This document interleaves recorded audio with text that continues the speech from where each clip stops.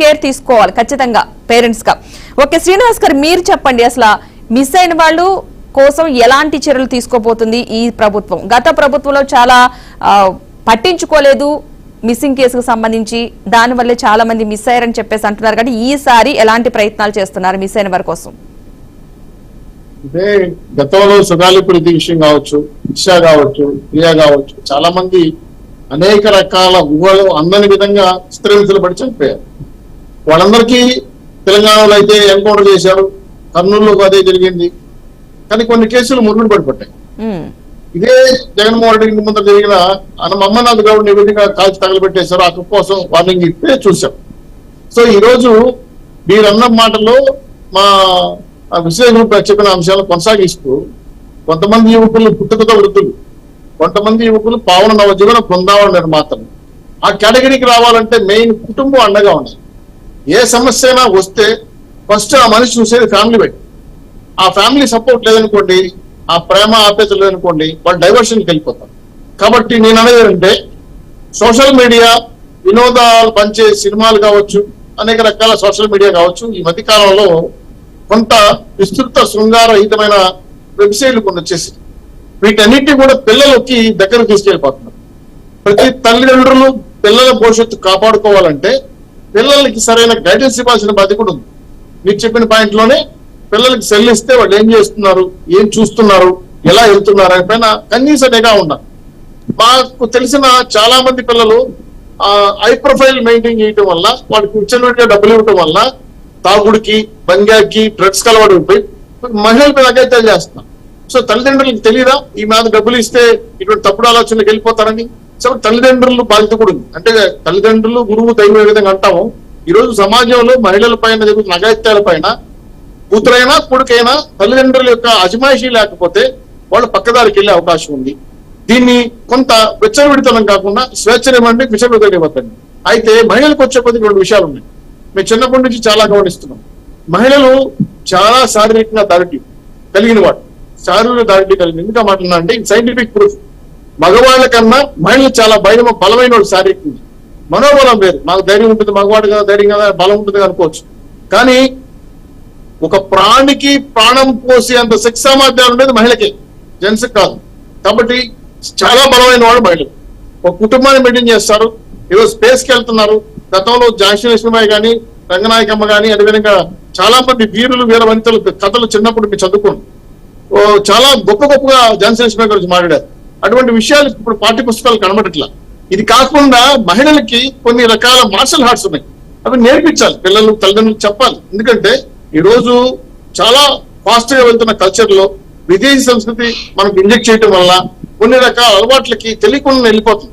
ఆ సెల్ అనేది ఒక సెల్ అయిపోయింది, జైల్లాగా అయిపోయింది. దాంట్లో పడిపోయి అమ్మా నాన్న తల్లిదండ్రులు ఎవరున్నా కూడా చూసుకునే పరిస్థితి లేదు. గంటల తరబడి కాలు గడిపేస్తుంటారు. అందులో బొమ్మలు ఎవరో ఏం మాటలు మాడతారో తెలియదు. ఇలా చాలా ప్రలోభాలకు గురయ్యి చాలా నష్టాన్ని చూసిన వాళ్ళు ఉన్నారు. మాకు తెలిసిన మా సిస్టర్ లాంటి ఆవిడే ఒక చిన్న మెసేజ్ పంపించిన దానికి ఆమె ఎంతో డబ్బులు నష్టపోయింది. ఆ ఫోటోని మార్పింగ్ చేశారు, చివరికి కేసులు పెట్టాల్సి వచ్చింది.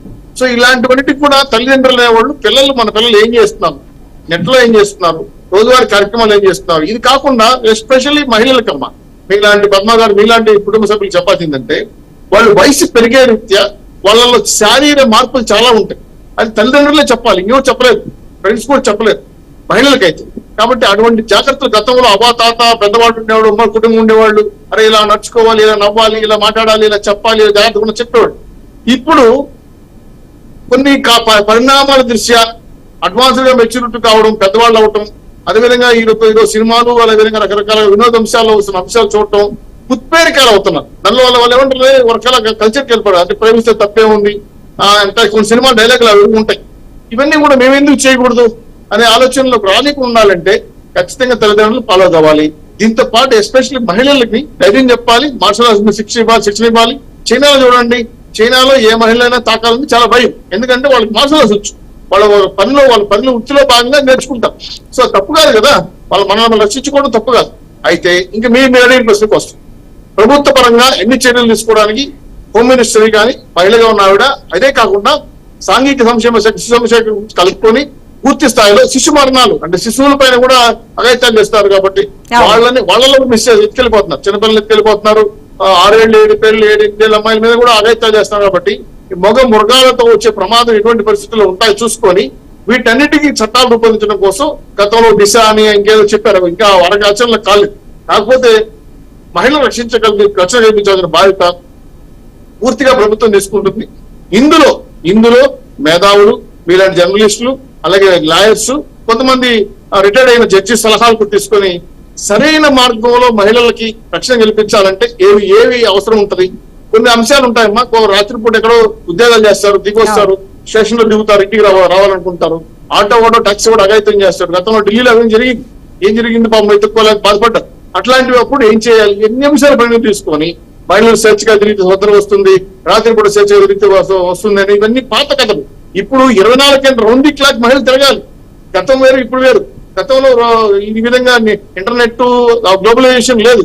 ఇప్పుడు రాత్రి డ్యూటీ చేసే మహిళలు ఉన్నారు ఇంటర్నెట్ లో, ఐటీ ఉద్యోగస్తులు ఉన్నారు. కాబట్టి రౌండ్ ద క్లాక్ మహిళలకు రక్షణ కల్పించాలంటే ఎటువంటి సలహాలు కావాలి, ఎటువంటి నిబంధనలు పెట్టాలి, చట్టాలు ఏ విధంగా తీసుకురావాలి, ప్రతి మహిళకి స్వేచ్ఛ ఏ విధంగా వస్తుంది, వాళ్ళకి ఆత్మస్థైర్యం ఏ విధంగా కలుగుతుంది అనే అంశాలపైన చాలా క్షుణ్ణంగా పరిశీలించబోతున్నాం. దీంట్లో ఖచ్చితంగా మా 3 పార్టీలు కూటమికి ఏదైతే బాధ్యత ఇచ్చారో దాన్ని ఒక సేవగా తీసుకొని ఖచ్చితంగా ఇతర పార్టీలు మహిళా సంఘాలు ఉన్నారు, వాళ్ళు ఇచ్చారు. గతంలో వాసిరెడ్డి పద్మ గారు మన కమిషన్ ఉండేవాళ్ళు, ఆయన తిరిగితే వాళ్ళు ప్రేమించి వెళ్ళిపోయిన కిందలుగా మారింది ఆవిడ. నాకైతే చాలా బాధ కలిగింది. ప్రేమించడం అనేది చాలా సహజం, కానీ దాన్ని తప్పులు తెలుసుకోవాల్సిన బాధ్యత ఉంది కదా. కిందలుగా మాట్లాడడం సమంజసం కాదు కదా. అటువంటి అవమానకరమైన మాటలు మహిళలు తీసుకురాకూడదు. అదేవిధంగా గుడిలో, బడిలో, అదేవిధంగా ఉద్యోగాల్లో అలాగే అనేక అంశాలపైన ఇప్పటికీ లైంగిక వేడుకలు జరుగుతున్నాయి. ఇవన్నీ మీ కళ్ళారు చూసింది. వీటన్నిటి కూడా కట్టడి వేయడం కోసం సీసీ కెమెరా పెట్టడం, దాని మీద సరైన నిఘా పెట్టడం పైన అనేక చట్టాలు తీసుకురావడానికి ప్రభుత్వం పూర్తి స్థాయిలో కసరత్తు చేస్తుందమ్మా. వచ్చి 20-22 రోజులు అవుతా ఉంది. ఇప్పటికే వాయువేగంలో పనిచేస్తున్నాం. ఇప్పటికే చాలా మంది మిస్ అయిన వాళ్ళపైన షీటింగ్ లాగా ఒక ఆ సెక్షన్ లో శాఖ ఏర్పాటు చేయబోతున్నాం. దాని ద్వారా మిస్సింగ్ డేటాను కలెక్ట్ చేయబోతున్నాం. కొంతమంది వాలంటీర్ దగ్గర కొంతమంది డేటా ఉంది, వాటిని కూడా ట్రాక్ చేయాల్సిన అవసరం ఉంది. ఇవన్నీ దృష్టిలో పెట్టుకుని చట్టపరమైన, న్యాయపరమైన అన్ని చర్యలు తీసుకోవడానికి ప్రభుత్వం సిద్ధంగా ఉందమ్మా. 100% దీంతో పాటు కుటుంబ వ్యవస్థను కూడా కాపాడుకోవాల్సిన బాధ్యత తల్లిదండ్రులుగా మద్దకూడదు. కాబట్టి తల్లిదండ్రులు, పెద్దవాళ్ళు కూడా పిల్లల ఆచూకీ చూసుకుంటూ వాళ్ళకి ఇవ్వాల్సిన ఫీడ్బ్యాక్ ఇస్తూ, ధైర్యం పంచుతూ, అదేవిధంగా వాళ్ళ స్వేచ్ఛకు భంగం కల్పించకుండా, విచ్చమిడతనానికి అలవాటు కాకుండా, ఈ గతంలో మీకు తెలుసో తెలీదు, మా తిరుపతి లాంటి పుణ్యక్షేత్రంలోనే బంగ్యాకు డ్రగ్స్ దొరికేది. వాడిన వాళ్ళు చైన్ స్కాచింగ్ చేసేవాళ్ళు, అమ్మాయి మీద అఘాయిత్యం చేసేవాళ్ళు, చాలా ఘోరంగా బిహేవ్ చేసేవాళ్ళు. ఇప్పుడు అవన్నీ కట్టడి చేసాం. సో ఇట్లాంటి డ్రగ్స్ కలవాటు పడే వాళ్ళందరూ కూడా చాలా జాగ్రత్తగా ఆపరేట్ చేసి నియంత్రించగలిగితే కొంత అజమాయిషీ వాళ్ళ వైపు నుంచి పక్కెళ్తుంది. కాబట్టి ఇవన్నీ కూడా గుర్తించాల్సింది, పట్టుకోవాల్సింది, హెచ్చరించాల్సింది తల్లిదండ్రుల ప్రయారిటీ కనబడుతుంది. కాబట్టి పాప ఎక్కడ పోయినా, అబ్బాయి ఎక్కడ పోయినా, ఎక్కడికి వచ్చారు, వచ్చారు చూసుకోవాల్సిన బాధ్యత ఉంది. కాబట్టి కుటుంబ సభ్యులుగా మీ రెస్పాన్సిబిలిటీ తీసుకోండి. ప్రభుత్వ పరంగా 500%, 500% పూర్తి పథకాలు ఇచ్చడానికి మా పార్టీ నాయకులు కృషి చేస్తారమ్మా. ఇందులో ఎక్కడా కాంప్రమైజ్ అవ్వం.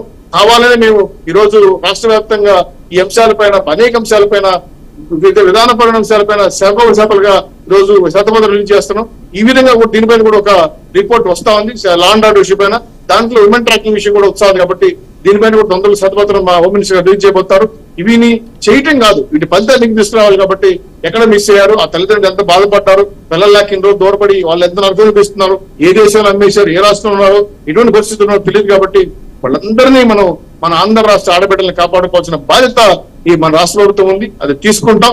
మీరు ఇచ్చిన పని సేవగా గుర్తించి మీలాంటి వాళ్ళు ఇచ్చే సలహాలు కూడా చాలా పాజిటివ్ గా తీసుకొని ఎలా అమలు చేస్తే చట్టాలు మంచి పొజిషన్లోకి వస్తాయని చెప్పి, ఇది మన రాష్ట్రానికి సంబంధించిందే కాదమ్మా, దేశవ్యాప్తంగా ఉంది. కాబట్టి మన రాష్ట్రంలో వరకు మనం ఎలా కాపాడుకోవాలనే విషయం పైన మాత్రం ప్రత్యేక శ్రద్ధ చూపిస్తాం. గతంలో దాదాపు నాకు తెలిసి మా ప్రభుత్వం 14-19లోనే 1,68,000 పైచి సీసీ కెమెరాలు ఉండేవి. ఎక్కడైనా ట్రాక్ చేస్తామంటే దాదాపు అన్ని పూర్తి అన్ని తీసేశారు, క్వాంటిటీ తీసేశారు. ఎందుకంటే ఈ లా అండ్ ఆర్డర్ లో వాళ్ళు స్మగ్లింగ్ చేయడానికి, డ్రగ్స్ అమ్మడానికి, రెడ్ శాండ్ అమ్మడానికి అర్థమవుతుందని చెప్పి మా జిల్లాలో 45,000 సీసీ కెమెరాలు తీసేశారు. ఇంత దుర్మార్గం ప్రభుత్వం ఈ రోజు ఇప్పుడు గతంలో ఉంది. కాబట్టి ఇవన్నీ కూడా మళ్ళా మాడిఫై చేసి లా అండ్ ఆర్డర్ ని క్రమబద్ధం చేసుకుంటూ, అదేవిధంగా మహిళా ఎంపైర్ కాపాడుకోవడం కోసం ఉమెన్స్ పోలీస్ స్టేషన్ బలోపేతం చేసి మంచి ఆఫీసర్లు పెట్టుకొని ఇలాంటి మహిళలకు రక్షణ కల్పించాలంటే ఎటువంటి చర్యలు తీసుకోవాలి, సైంటిఫికల్ గా, టెక్నికల్ గా, రాజకీయంగా, అదేవిధంగా లా అండ్ ఆర్డర్ లో కూడా న్యాయపరమైన చట్టాలు కూడా ఎన్ని మార్పులు తీసుకురావాలపైన కేంద్ర ప్రభుత్వం సలహా కూడా తీసుకుని, ఎందుకంటే ల్యాండ్ చట్టాలు మార్చాలంటే కేంద్ర ప్రభుత్వ సహకారం కూడా కావాలి కాబట్టి వాళ్ళందరూ ఆశయాలకు అనుగుణంగా మన ఆడపిల్లల రక్షణ కోసం పూర్తి స్థాయిలో ఎక్కడ రాజీ పడకుండా అన్ని చర్యలు తీసుకుంటామని పూర్తిగా హామీ ఇస్తానమ్మా. చివరిగా మాత్రం మళ్ళీ చెప్పదలుచుకున్నాను, ఈ రోజు చిన్నపిల్లలు చదువుకి వెళ్ళి తిరిగి ఇంటికి వచ్చేంత భయంగా ఉంటుంది ఇంట్లో వాళ్ళకి. కాబట్టి తల్లిదండ్రులు కూడా రెస్పాన్స్ తీసుకోవాల్సిన బాధ్యత ఉంది. ఇది ఎందుకంటే ప్రయారిటీ ఫస్ట్ అక్కడే వస్తుంది కాబట్టి ఏ పాప, ఏ అమ్మాయి, ఏ అబ్బాయి ఎవరితో చాట్ చేస్తాం, ఎవరితో మాట్లాడుతున్న విషయం పైన కొంతలో కొంత మీరు పరిశోధించగలిగితే, పిల్లలు మొక్కలో ఉండగానే మార్చుకోగలిగితే వాళ్ళ దశ, వాళ్ళ దిశ బంగారు భవిష్యత్తు అవుతుంది.